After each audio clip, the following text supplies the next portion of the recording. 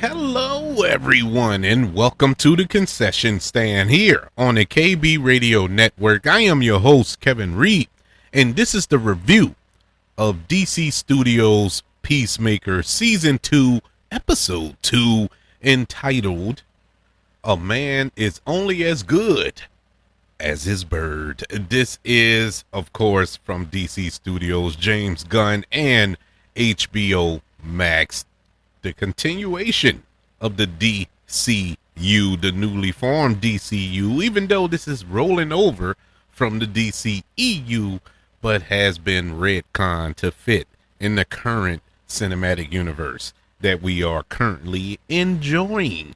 Yes, this show, of course, stars John Cena as our main character, Peacemaker, and we left off last episode with one heck of a cliffhanger.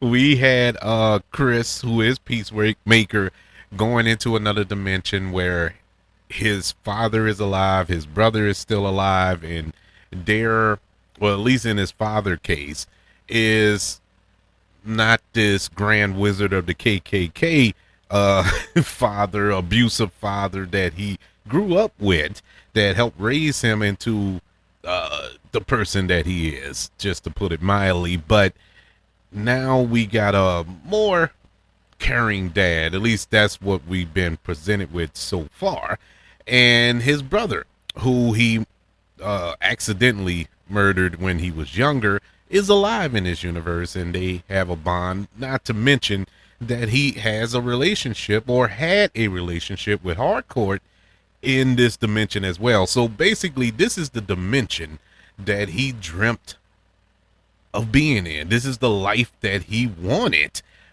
But unfortunately, in typical Peacemaker fashion, he messed it up at the end of episode 1 when he murdered his version of Peacemaker in that universe. And that's where it went off at. It was like, okay, now what? This is a big cluster that he has put himself in now. And so we pick up in this episode, and it begins with the introduction of Rick Flag Sr.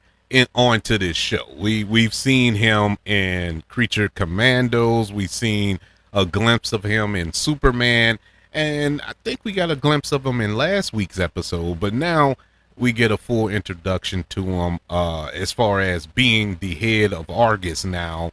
And he's been trying to get the file on the death, surrounding the death of his son, Rick Flag Jr., who was murdered by, wait for it, Peacemaker. So he wants that file to see exactly what happened.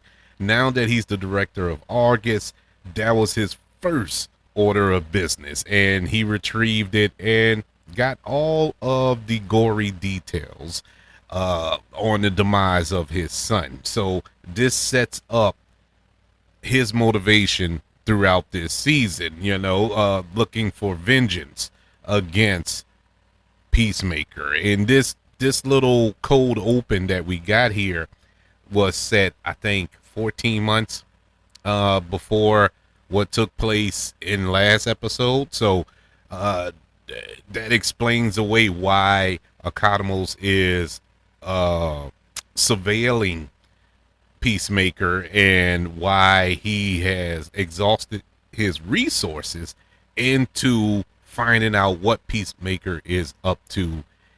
And this is the one part that I was kind of confused on.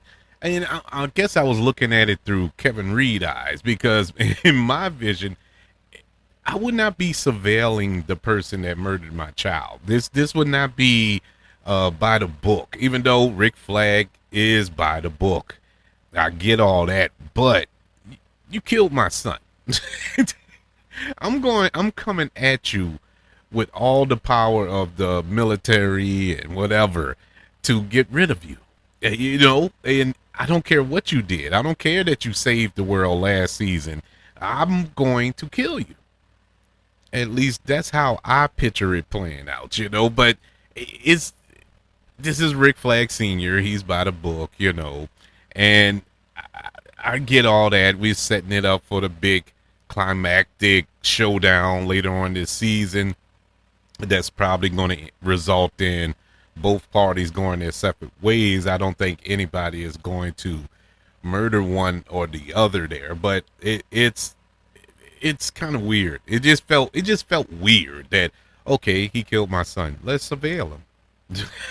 you know, let's surveil him. I don't know. It's just weird. But that's besides the point. After that, we get our big dance number opening from every episode, and we go into Peacemaker waking up, fixing some coffee. There's still layover from the orgy that took place in his house the night before from last episode, where it was just, I can just, if I could be blunt for a second here, it's all I could think about in that scene was, man, that house must smell horrible. There's no way I could have walked through that house drinking coffee like Lolly Da. There is no way that could take place. But anyways, previously, Peacemaker was trying to get rid of the other Peacemaker, um, body, I should say, get rid of the body, and he couldn't. So he called in help from Adrian or Vigilante to come over and help him get rid of that body. And before he gets to the house to help him, Adebayo comes over there and wants to talk to Chris, and Chris won't let her in the house because of all of the naked dead people that's laying all over. Not dead, I'm sorry. The naked people that's just laying all over the house. So they sit outside there talking, and at the same time, simultaneously, you have Economos in his surveillance van, and he gets a new handler, and that handler is played by Tim Meadows, who you may know from SNL fame from back in the day. He's on the show, give a nice comedic relief, I guess you could say, which is weird because everybody here is funny. I don't think you needed another comedic actor here. I'll just jump right into it. I was gonna wait till later to talk about it, but since this is introduction onto the show, this is the one character that I wish they hadn't used. I wish they would have went a different route here. Not so much the character. I didn't like how the character played out, and I like Tim Meadows, and I thought he was gonna be funny, but it wasn't. It just didn't fit the show. He was funny, but it didn't fit the show. You know, it was like it was being too funny. I like the organic funny that this show provides, you know, from the first season. Even moments in the first episode of this season, there were some organic funny moments, but that was forced. This was just trying to be funny for funny's sake, and it just didn't quite get there with me with this character. I don't think it was Tim Meadows. It was just the way that character was written, and he played it in that fashion. But regardless, he's there to watch Economos watch Peacemaker, you know, to keep an eye on him, because they know at Argus that Economos is friends with Peacemaker, which is weird that you even have him surveying his best friend, and you know that there's probably something sketchy about that, but you still have him there to do the job, but you bring somebody in to watch over him. All right, fine. That is what it is. So while Adebayo is there, she's telling Chris that he's being surveilled because I guess Argus had a reason to worry because Economist told Adebayo that they're watching him, and particularly him. He's watching him for Argus, and they know about the pocket dimension and whatnot. And so this is where she comes over to inform him of this, and now he's worried. That was a nice little scene, a nice little interaction between John Cena and Danielle Brooks on that front porch there. That was funny. I like that. John Cena, he was born to play Peacemaker. You know, John Cena is just perfect for this role. Perfect for this role. He had me dying, laughing in this scene. Just then, Vigilante comes to help him out. He's excited because Chris called him over. He thought he wanted to hang out because he's best friends with him and whatnot. And he has his cleaning supplies because Chris asked him to bring his cleaning supplies. They go in the house. You see all the naked people around, and and Vigilante is like, okay, what's going on? Okay, I need you to help me get rid of this dead body, whatever. And like, you got all these naked people up in here. What you had? What was going on? Oh, I was depressed. I was in the mood. So it was a last minute thing. Like, you couldn't call your best friend. So Peacemaker, like, uh, I didn't think you was into sex. I thought you was a virgin or something. And in creepy, weird, and awkward vigilante way, he was like, "Man, I'm not into sex, but I'll be into it if my best friend's involved." It was just it was the sweetest thing, but the creepiest thing all at the same time. I love Freddie Stromer as this character of Adrian Chase as Vigilante. He is amazing in this role. This character shouldn't work, and this character wouldn't work in any other show, movie, nothing. This this character would not work except on this show, and it was just perfect, man. And Freddie is killing it in this role. Hilarious throughout the entire episode. He really saved this episode for me. This was a good episode, not great, but good. But he really took it to the next level with me. I really enjoyed his inclusion in this episode with a lot of other characters as well. We later meet up with the rest of the 11th Street Gang. I think that's what they call themselves, with Hardcore, Adebayo, Economos, Vigilante, and Peacemaker. They all come together.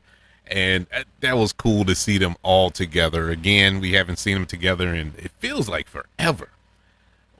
When did the first season of Peacemaker come out? Because it felt like, wasn't it during the pandemic or the year after, 2021 or something like that when it came out? I know it's been a while. It's been a while since we saw that first season, but it felt like forever, man. And it was a nice moment to see them all together again. But just to touch back on the cleanup crew of Vigilante and Peacemaker cutting up the body of Peacemaker 2, we'll call him, to get rid of him, to incinerate him. And once again, man, Adrian Chase, hilarious in this scene. Obviously, Chris is disturbed by this because he has to cut up a body, not just any body, but his body. He has to cut him up and incinerate him, and he's like freaking out by this, trying to hold it in. And he looks over at Vigilante, and he's just giggling away. He's just happy to be with his best friend. It was so hilarious, man. It was. I'm telling you, this Vigilante is the greatest thing ever. If they do a spinoff of this show, I hope it's about Vigilante. I would love to deep dive into that character, man. He is so much fun. I hope he get unleashed like he did in that first season, but we'll have to wait and see. Yeah, they end up burning the body and whatnot, so that's taken care of. But of course, it's still a problem there because there's a dimension that is missing a Peacemaker now. So it's still a problem. Meanwhile, you have when they went into that pocket dimension, of course, it sends that signal back to Argus that he's entered this pocket dimension. They call Argus, that is, calls Tim Meadows' character and informs him that, look, there's supposed to be a little meet and greet tonight. Well, a meeting of this 11th Street gang. They're gonna get together and have drinks or whatnot, while Economos is away with him. You and your team go storm Chris's house and find this anomaly, find this pocket dimension. And so that's set up. And then we have the reunion of the gang, and nice reunion. Like I said before, Chris takes Hardcore to the side and trying to talk to her. Uh, there's still something there. There's something that took place with them between the events of season 1 and now, uh, to whereas I think they hooked up, and Hardcore is still Hardcore. She has all of her defenses up. She's not allowing anybody to get in, and this forces Peacemaker to go on that drunken bender. And we all know when you get drunk, you lose functions. And in Peacemaker's case, when he drinks, he does stupid stuff. He got drunk last episode. He had this wild orgy. He goes into the pocket dimension. He goes into that dimension where his father is alive, his brother is alive, and so on and so forth, which ended up in the death of Peacemaker too. So at this point that he's going to do something stupid with his drinking. Meanwhile, we have Tim Meadows and his gang and his crew about to storm Peacemaker's house, and they get inside the house. It was a funny scene. Don't get me wrong. Tim Meadows is funny. I like Tim Meadows, but it just didn't fit the show to me. It just didn't fit. I don't know what it is. And this is a comedic show, but it was like a different level of humor that just didn't match the humor that we get on this show. But in any event, it is what it is. It's there. I can't change it. So I just take it for what it is. Nice little scene with his crew when he gives them the nicknames. It's in the trailer if you haven't seen the episode. But funny. It's a funny little exchange there. And so they get into the house. They find the pocket dimension, or at least they get the signal with the device that they have. And just when they're about to stumble upon it, eagerly, we finally understand why this episode was titled the way it was. Eagerly went in. Eagerly took out all of them. I mean, took them out. I mean, it was. I was not expecting that. I was so giddy watching that eagle just tear those highly trained in a nice montage that we got a few minutes earlier. Highly trained operatives who are who are probably the best at what they do, but couldn't hold a candle to this eagle. Tore them apart, literally, and got them out the house. So I think even murdered a few, but it's all good. And so Peacemaker returns home. He's drunk, and when you're drunk, and you have a phone, because I didn't mention when they were disposing of the body of Peacemaker 2, he found the phone, or at least Peacemaker 2's phone, and he kept it, of course. And now he has the phone, and he drunk texts Hardcore in that dimension. But there's no signal because you're in a different dimension. So this prompts him to go into the other dimension and send the text. And sure enough, she responds to the text and signs it off with a broken heart emoji. And that's how the episode comes to an end, setting up just disaster. It's going to be nothing but disaster that's going to come out of this. I see no good coming from this. It's going to be bad. But this was a good episode. Like I said before, it didn't set the world on fire. Wasn't much action aside from eagerly taking out that Black Ops team. But it did the job. It moved the story forward, and that's what you want to do when you're watching episodic television. And so, good on them. I am excited moving forward because there is a lot here uh, uh, that they're scratching the surface on, and I'm excited to see where we go. Judging by the trailer for next week's episode, it looks like Chris is going to be in that dimension, posing as Peacemaker 2 and having the time of his life. So it looks like it's going to be a fun episode. It looks like it's going to have a lot of action next week. Yeah, it looks exciting. I am hyped up for it, surprisingly, and can't wait for it. But as far as an episode 2, I think it did the job it was supposed to do. It wasn't a filler. It had its moments, comedy wise. Not a lot of action in a superhero show, but this isn't that type of show. This isn't Marvel. This is a different type of storytelling here, and I'm excited to see what's going to happen when the wheels fall off of this train. I would like to know, what did you think of episode 2 of Peacemaker season 2? Did you like Tim Meadows in this role? Like I said, I like Tim Meadows, but I just didn't like him in this role. His style of humor fits more of an administrative side of things, as opposed of a field operative. You feel me? And that's the way I feel. He just doesn't scream black ops leader. It just doesn't. It just didn't compute with me.